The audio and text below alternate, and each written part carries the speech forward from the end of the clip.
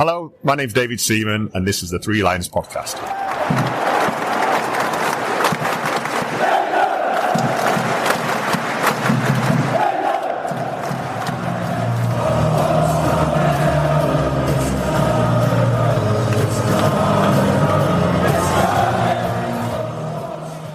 Hello and welcome to the Three Lions Podcast. My name is Russell Osborne and this is an Independent England Football Supporters Podcast. I hope I find you well.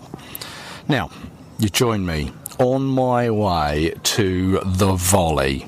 It's a bar in Old Street, London. London. It's a great place in the capital to grab a drink and watch the football on one of the many screens they have. Got to be honest, I've not been here in a little while. Obviously, England games, I'll generally be there at the game. But I remember coming here, I'm pretty sure it was a League Cup final a couple of years back. It was one of Manchester City's many wins. I couldn't tell you which one it was, to be honest. But anyway, tonight they are hosting a gathering of authors. Should be a collective noun for that. Like a gaggle of geese, or a flamboyance of flamingos, or well, you get my point. But the good people at Pitch Publishing have organised the evening. It's a World Cup preview evening, and I'm delighted to have been invited. And I'm hoping to get a few words from some of the great authors there. So many thanks to Chris Eldergill and Alex Daly from Pitch Publishing. So let's see what the evening holds. Okay, right. So I'm in the Volley, lovely venue, and I'm joined by Robert Taylor, author of the book Tears for England. Robert, hello there. Lovely to be here. It's going to be quite an interesting evening, I think, tonight, isn't it? Yeah, I'm ready to see what's going to happen. Well, anything could happen. We've got Paul Parker here, who's a hero of mine from years ago. Yeah. A few other people, so I'm ready to answer questions. We'll see what happens. Well, yeah, let's answer a few questions now. Come on, Tears for England, the book. How did that come about? Well, it's been brewing throughout my life, really. I've been following England since the mid-70s, and that's where really the book starts, and it's my life as an England fan. So really, if you like, it's a memoir of supporting England over a sort of literally a half-century period now. So that's what the book is, and I started writing it on the evening that England lost to France in the quarter-final of the World Cup of 2022. So that's Harry Kane's famous missed penalty. That evening, I started writing the book. That was when pen was put to paper. That is when it all began. Because I'm reading it, and I've just said to you there, I'm halfway through it. It's split into two halves, and it caught my eye right at the very beginning as there's a cast list. And I was like, hang on a minute, this is slightly different to various England books I've read before.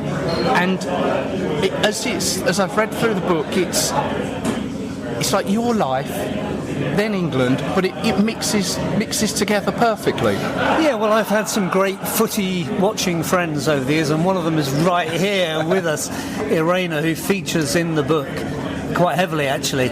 So I wanted to make it clear that when you're an England fan, it's not just a solitary activity. You generally watch with friends in pubs, or even if you're watching at home, you're messaging, or if you're in the stadium, you're with friends. Very rarely is watching football a solitary activity. So I wanted to bring that out in the book, that it's not just about me, but I've been on this journey with several other people over the course of my life, and that's who the cast list is at the beginning. It's interesting. I'm really enjoying reading it. As I say, it's split into two halves, part one, part two. Looking forward to finishing it off. We should have a proper chat on the podcast. Very happy to. Yeah. Robert, thank you very much, and enjoy the evening. Thank you, Russell. So last year I was joined on the podcast by Andy Milne, that World Cup guy. We spoke about Andy's journey up until now, and I'm delighted to be joined by him tonight at the Volley. Andy, you all right? Yeah, thanks for having me on, Russell. It looks like it's going to be a great evening here, doesn't it? Yeah, it's a great little venue. Look, when we last spoke, we ended it on a bit of a cliffhanger where you said there's a book coming, and here we are tonight. Book is in front of me. I can see it. It's there in its glory. I'm really pleased with it. You know, it's my family's particularly like the photograph bit in the photograph section on the inside, but it took a long time getting everything together. But it focused my memories on each of the different World Cups and talking to friends who I'd been to. A lot of those memories that are kind of sunk into the depths of your brain suddenly came out to the fore, and there's a lot of good stuff in there. It certainly looks a great book. I'm gonna read it at some point. It's on my list. But just briefly before you're on stage tonight, you've been really busy recently, haven't you? We've had a couple of messages between us where you've been abroad filming, you've done a music video. I even heard you sold your house. Yeah, that one came in. So it's not my main house. It was an investment property, and the plan was always, we've known for a long time that this World Cup was coming. So the plan was always to release that equity. But I've sold that. The music video is really good. If you haven't heard it, they're called The Englishman. Right. The song is called Englishman, and the band is called The Half Timers. So I did that with Tango, a great little music video. That one there.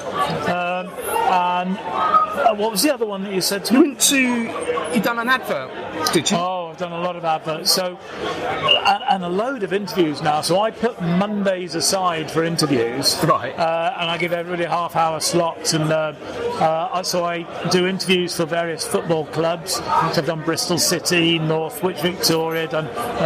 This week I did Norwich City, right. Rangers. They've been on to do those, but also a lot of newspapers and magazines, and I did People, which is a huge magazine. It's an American thing. It's like Hello and that. I had no idea who they were, and so I asked the woman. She was absolutely shocked that I didn't know who I was talking to. A lot of those interviews, and I've done a lot of commercials. I've done Skechers shoes. That was with Jamie Radnap and Frank LeBeuf. Check your shoes. What are you wearing? Skechers tonight. Yeah. I'm not sure of the Skechers now. I did the Hilton Hotels one. So I spent a lot of time filming with Ella Toone on that one. Right. But there's also Jill Scott, Jordan Pickford, Morgan Rogers, Ray Parlour are in that advert. I did Betfair advert with Tom Davis, the comedian. That was filmed over in Bulgaria. I did a fashion magazine shoot. Did you really? Yeah, England shirt, I hope. It was England shirt, and they put shades and a scarf on me because they had to sell something on the page. That's I can't remember the name of them. They're called Arena Om. They're called. Very posh magazine, only out twice a year. That one, a big thick tabletop magazine. Sophie joined me for a handbag shoot in London. I'm going to do Lidl next week. Loads of lots of them. And the best thing that's come out of all of that is Hilton Hotels have given me free accommodation for the World Cup. So a massive thank you to them. 100%, yeah. 7 weeks worth of accommodation. Well, you've earned it. Tell me also about there's a website called The 66, isn't there? And you're involved in that. Tell me about that. So this was formed by Paul Cameron and Chris Eldergill from Pitch Publishing, and it's the idea behind it is to have some sort of serious writing about England, writing that people have put a bit of thought into, rather than just getting out the next article. Yes. And I've been involved in that, so I've been writing. I wrote quite a long article for them about the pricing around the World Cup, and it's fluid, things change with time, but everybody's upset with the way that FIFA and the Americans have handled this. So I'm writing for them fairly regularly, quite busy at the moment, but I really hope it takes off, because there is a lot of good stuff there. That is that's the 66. The 66 is called, spelt as a word, SIXTY, as opposed to the number 66. So the 66 is the website. the book, That World Cup Guide by Andy Milne. You can get it from Pitch Publishing, and I wish you all the very best with it. I know you're going out to the States, so enjoy it. Yeah, I'm not sure when your podcast is going out, but it's released on 25th of May, and I know it's on reduced price on Amazon until then. So you can order it cheaper if you get it before 25th of May. Go and grab it there. Andy, thank you very much. Yeah, cheers, Russell. Always a pleasure. Yeah, I'm delighted to be joined by Paul Parker. 19 caps for England in his time. He's joined us here tonight at the Volley. Paul, you well? I'm fine, thank you very much. Now, you're here because you've got a book out as well, Tackling the Game. Yeah, that's right. Yeah, it's me second one. Yeah, second book I've done, and people ask me why, and I said, well, because someone mentioned it to me initially a good 18 months ago, maybe 2 years ago, about asking me about it, and I mentioned it to someone who I work with doing a podcast, a Manchester United orientated one. And I think I just mentioned it just out of the conversation, and I wondered if he took it a bit personally, because he thought, well, why haven't you asked me? And the person I'm talking about is someone called Wayne Barton, who does a lot of Manchester United books, and he's done a few good books. Sir Matt Busby book is one of the ones that which he absolutely just really enjoyed doing, and which is one of which he's renowned for. And obviously Duncan Edwards' book as well, we've done that. So he just said, well, maybe I'll be able to help you with it. And I'm glad that I did do it with him this time around, is because he knew a lot about me anyway, because I've been kind of working with him on his podcast since about 2014-15, and he knows, and I've been involved in other books, in books about Sir Alex and stuff, having little bits in there. So he knew enough about me to get involved in this book I've just done, really. So and that's how it really come about. And I'm going to maybe jump the gun here, and what I say to maybe what you're going to ask me is people ask, why'd you do a second one? I said, well, again, I say I was asked, but this time around I've done an initial one started about 2005, 2006, moved on nearly 20 years later, and I think I can add a little bit more to it, more context, a little bit more truth about it, adding on more truthful stuff and building on it rather than keep scaling it down, where maybe because I just kind of come out of the game, didn't really want to offend people too much. And I look around it now, I'm 61 years of age now, and I just thought to myself, someone's going to ask me a question about stuff what I want to say, I'd come out and say it. Are you a reader of football books? I mean, are footballers readers like that? Do they like to read other people's? I can only go by what I see, and I look at a lot of us during my generation was more about playing the game and watching the game, more about playing it, because we wanted to play every single game. Yeah. We didn't want to be told to rest or anything like that. I'm definitely, given everything, not really a reader, but I've kind of got more into it because I've got books. Wayne has sent me a lot of books. People have given me books. I've gone and got books of people, of autobiographies and stuff, but maybe slightly stranger ones. And I've kind of, it's nice to know, really, just sometimes what other people think. Are they thinking the same what I'm thinking about? Maybe about life, the modern game, the modern manager, more importantly, the modern player. Well, there's a big old expanse of a question there. Go on. Quick difference between your time playing and time now. What's that thing that really you see? I see less players loving the game as what they did in my generation than before, even previous to when I was playing, from when I was a young apprentice of Fulham, and I'm looking at the pros who were there. I just saw people who wanted to play in every single game, and when they weren't playing, they were knocking on the door. If a manager said that he was resting them, they would have taken that personally, rather than taking it on the chin now and accept it as part and parcel of the game. At the end of the day, I look at it as I'm a bloke, I'm a man, and I love football.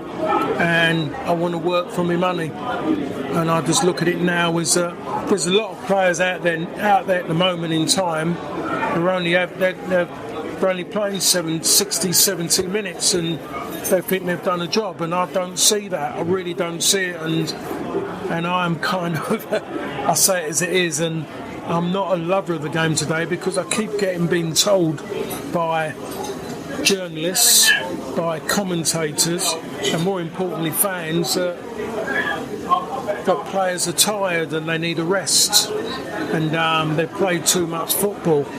And I look at it as that they're not digging roads for a living. They're doing something they're supposed to love, and they want to play as many games as possible, because if you're not playing games, you're training, and you've got the opportunity to do something that you loved as a kid in your garden, with your brother, with your mates in the park, and all you want to do is get as many minutes, get as many games behind you, so you can look back at it and know that the only reason why you haven't got more than that because you missed it because of you was injured, and things like, or you couldn't get a game legitimately because you was at the wrong place at the wrong time, so you moved on again. Oh, yeah, interesting. The book will obviously cover your time at club level, Manchester United, QPR, Fulham, various clubs, but England as well. I'm sure is covered in there. Well, I mean, obviously, I'm sure the moment that everyone talks to you about England is that semi-final, and I remember as a 10, 11-year-old sitting on my parents' floor watching it. Does that still play on your mind? It plays on my mind, especially now, is that you tell me that you're a 10-year-old on the floor, and all I want to do now is lay you on the floor again and stamp on you.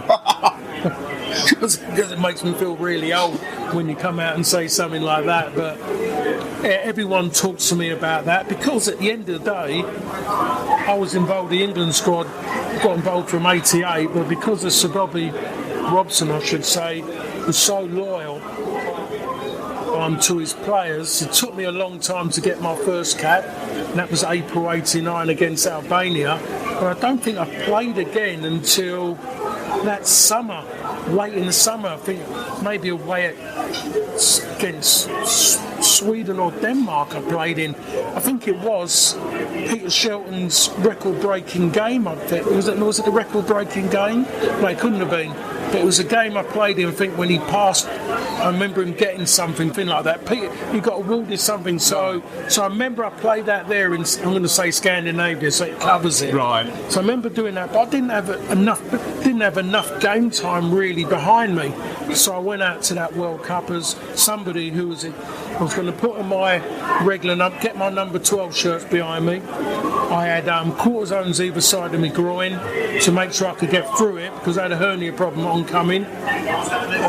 Think to myself, Gary Stevens going to play every game. Yes. It changed after the first game. I played 6 out of 7, and it turned out I have to say the highlight of my career, because I'm still living it now. Yeah. I'm still living it now at 61 years of age.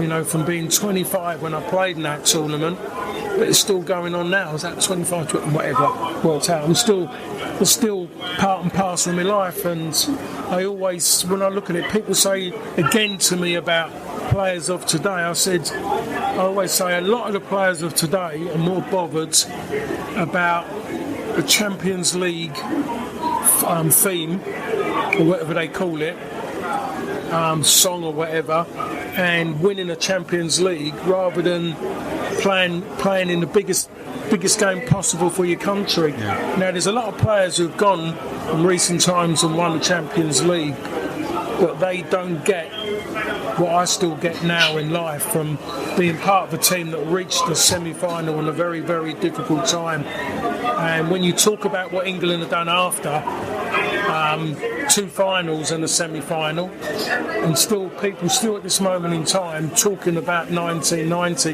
because 1990 just wasn't about a game of football as well. It was about a country which was having a very bad time, to keep it very short. So there was a lot of politics going on now, people's lives. There was issues going on with hooliganism as well, which we was being tainted badly by situations from people in control of the country were, as far as I'm concerned, disrespecting football fans, and that's what that was about. So even this evening, someone mentioned it to me, said, well, the football wasn't good, and I turned around and just said to him, it wasn't all about the football, it was the fact of we achieved something through the grit of our teeth, through the fact of what was happening back home, for the fact of our manager, Sir Bobby, was being ridiculed by the British press, I'm going to say the English press, and it made everyone kind of dig in. We weren't the best team. We never come out and say we were the best team in the tournament, but I say we dug in more, and for some reason someone up there gave us a bit of a lucky star or something, because we had games against Cameroon and Belgium when you suddenly realise that there was a chance that something could happen. Well, I think we've been told to round up, because you're going to be on stage in a moment, just telling the audience a little bit more about your book. Just a quick one on England this summer. Yes, no, maybe. I'm going to go more with the maybe. Yeah, I can't really come out and be one of those people, because if I come out and say what I think maybe deemed as I should say, then I'm just really not being me. I come out and I say what I feel, and I think we get to the quarter-final and we find out from there. I mean, when I hear say that England are favourites, I kind of go, how, why, really? I look at the teams there in front of them just in Europe. I can name two in Europe, France and Spain, definitely Spain. If you're looking other than that, you're looking at Argentina and maybe Brazil, because it's closer at home to them than what it is for England. So England are going to need a little bit of good fortune. Is there any England player that's really sticking out at this moment you hang your hat on? You would say no at this moment. People will say Harry Kane. I would say yeah, because he's scoring goals in a league where any foreign striker goes into that league and they score a load of goals anyway, and Harry Kane doesn't perform at tournaments. If Harry Kane performs at his tournament, then England win the tournament. It's as simple as that. But he does not perform at tournaments, as we've seen over the years. Well, let's see. Paul, many thanks for your time. Wish you all the very best with the book. Thank you very much. Okay, right, we've got James Bennett now, who has written the book No Show, the World Cup Teams That Never Were. Now, I've got something I'm going to add to this in a moment, because it's something that came to my mind a few days ago. But basically, this is a book about players that never made it to the World Cup. Is that right? Players and teams, yeah. So some of the greatest players that never played in the World Cup or only had cameo appearances, but also the teams themselves, the ones that came very close, big teams that tripped up, which unfortunately includes England on a few occasions, and also the plucky minnows who nearly got there. So it's a real mix of different stories that I've really enjoyed pulling together. So how did it come about? So it was back in 2018 where I was between jobs at the time and became fascinated with some of the great teams that never made it, particularly in the 90s. And the one that I zoned in on at the time was the France team that didn't qualify for 1994. So obviously you remember France won the World Cup in 1998 with a great team. And actually, what I realised when doing research is a lot of those players were in the team in 1994, in qualifying for 1994. Plus, they also had Eric Cantona and Jean-Pierre Papin, two of the best strikers of the 1990s, up front. And it was a bit strange to me, like, if they had all these players, why didn't they qualify? Managed by Gerard Houllier as well, who was a great manager. So it was a case of started to research why that was, and it came down to two very late defeats in their last two qualifiers, when they only needed one win from two to be able to qualify, and they lost out, and the two teams that beat them in that qualifying group, Sweden and Bulgaria, both went on to the semi-finals. So it kind of started from there, and the more and more I started digging, I looked for great players that didn't qualify, that never played in the World Cup, like George Best, Alfredo Di Stefano, Ian Rush, but also some of the great underdog stories, like the Zambia team that nearly qualified in 1994 despite having lost all the squad due to a plane crash, and one of my personal favourites, the Burkina Faso team that nearly qualified in 2014, is a really charismatic team of cult heroes, and gradually started to assemble all of these different stories from the history of the World Cup going back to the 1950s through to pretty much the present day. And now I've got, as I said, 24 stories that I think stand out in their own merits, but when they bring in together, there's some really important themes that come out of there. You mentioned France there, and Cantona is on the front of the book. And I'm trying to think off the top of my head, was it Cantona didn't take the ball into the corner or something in that game against, was it Bulgaria? Yeah, so that was David Ginola. Beg your pardon. Yeah, so David Ginola had the ball in the far corner. Bulgaria weren't pressing, so all he could do was just run the clock out, get the draw that they needed, and qualify for the World Cup. And instead of taking it to the corner, he whacked a cross in towards Cantona, but completely missed it, and it fell to the Bulgarian right back. Bulgaria charged up the other end, pitched a couple of 1-2s, and then scored the winning goal to go through. And ironically, the player who scored the goal technically shouldn't have been allowed into France. Oh, really? And a couple of the Bulgarian players basically had to get smuggled into France by a colleague of theirs, a former player. It's just this fascinating sequence of events to create that. Pele was there as well. They were all setting it up for France. They're about to host the World Cup in 4 years' time, and here's them coming back to the World Cup after missing out in 1990, presumably to be one of the favourites to win it. And I still think that if they hadn't made it, they probably would have stood a really good chance of winning it. So yeah, it's just a fascinating story of hubris and everything kind of going wrong, really. Well, I mentioned at the beginning there about recently I thought about this, and I was watching, it would have been PSV against Bayern, and there's the player that I can never pronounce. Is it Kvaratskhelia? Yeah. Who's obviously plays for Georgia. And you look at, maybe now with the World Cup being expanded, Georgia might have a chance in time, but you think, a player of that standard may never get onto the biggest stage. Yeah, quite possibly. I mean, for a while it looked like Erling Haaland wouldn't. Even though actually Norway have got a good squad, it was never seemed to come together for them. But thankfully it has clicked now. So the fact that Haaland is going to a World Cup, when I started writing the book and picked the Norway team to be it, they're the most recent team in it, it was very uncertain as to whether or not they would. So I was able to kind of get in at the last minute. They have actually achieved it. It's a nice happy ending to end the book on, because it would have been awful for Haaland to end up on that list of great players that never made it, because he is such a phenomenal talent. But then, as I said, you've got Alfredo Di Stefano, George Best. George Weah is probably a classic example of a player who is so far above the inability of the players from the other country, to the point where he was the coach. He was paying for them to travel and for their kits and things like that. He was acting as the agent for these players to try and get them into better clubs so that they could get playing time at a decent level. He was just doing absolutely everything as well as playing, and they nearly made it to the 2002 World Cup. They just lost out to Nigeria. A phenomenal story.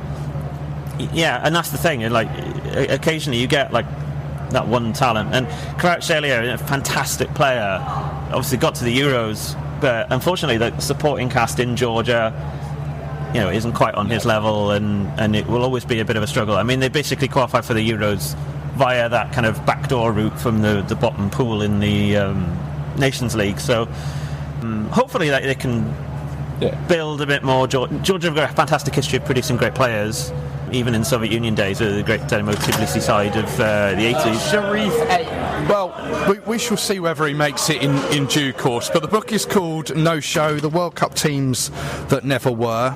Are you on the socials? Yes, so J Bennett Writer I've been mainly using Instagram. I'm on Twitter as well, and there's a link tree with a few other links to other social accounts and where you can buy it as well, so it's available in all usual retailers. Support your local bookshop. Absolutely. Thank you for having me. No, you're welcome. I should ask, is this your first book, or have you got other ideas for a next one? It's my first book, and I've started working on a sequel which will be on the Euros. I haven't officially pitched it to publish tonight, but been given good indications that this one seems to be doing well, so it'd be great to do a follow-up. And I think that one I'm intended to do fewer teams and doing a bit more detail, because that's the one thing I learned from this, is that I like to go into things in a bit more detail than I did in this book. I tried to keep it accessible, so you don't necessarily need knowledge to understand it. But I think the next one I want to go into the teams in a bit more detail. Some really fascinating stories of some great teams that didn't qualify for the Euros as well. I'd like to explore that more. Well, I wish you all the very best with this one. James Bennett, thank you. And there we go. A really enjoyable evening. 6 books, 6 authors, all gave their time to tell us about their books while sitting on a panel throughout the evening. And from an England point of view, hearing some of the stories Paul Parker told about some of his club mates, managers, and of course Italia 90. Great to hear. And so, with many thanks to Pitch Publishing and the 66, who you can find at 66.news, that was who Andy mentioned earlier on. Thanks to those guys, I have a copy of each of those books to give away. I just have to work out how. But make sure you give each of those guys a follow on your socials. Make sure you follow the Three Lions podcast as well, and we'll work out how we're going to give each of those away. Now, I didn't get to speak to 2 of the guys there, so special mentions should go to Sam Cunty and his book Brazil 1970, which I've just noticed has a foreword by Jorginho, of all people. And also Rhys Richards and his book Blood on the Crossbar, The Dictatorship's World Cup. That one focuses in on the 1978 tournament that was hosted and won by Argentina amid a time of trouble in the country. So those, along with a copy from each of the authors, as I say, will be part of a competition very soon. So keep an eye on the Three Lions podcast socials. I'll do it through those. Maybe we'll do one a week throughout the World Cup. And of course, should you not be able to wait that long, of course, all of those books are available through Pitch Publishing, your local bookshop, or indeed from the likes of Amazon. So let's leave it there. Thanks as always for tuning in. It's always appreciated. As always, I will be back soon with some more England related content, and I hope you can join me for it. So until then, take care of yourselves. Cheers.